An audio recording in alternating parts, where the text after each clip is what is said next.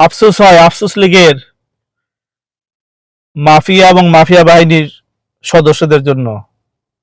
তারা এখনো প্রত্যাশা করে তাদের আপা আবার বাংলাদেশে ফিরে আসবে, বাংলাদেশকে লুটেপুটে খাওয়ার সমস্ত বন্দোবস্ত করে দিবে। তাদের আপা যে তাদেরকে ফেলে চলে গেল এবং কোন দিক নির্দেশনা না, সেটা কিন্তু এই মাফিয়া সদস্যরা বোঝে না। আফসোস লীগের সদস্যদের বলবো, তোমরা আপাতত ইঁদুরের গর্তে থাকো। যতটুকু কামিয়েছিলা অনেক কামিয়েছো, ওগুলা নিয়ে ইঁদুরের গর্তে থাকো, খাও।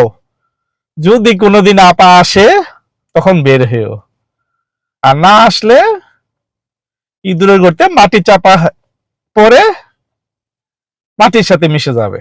ধন্যবাদ।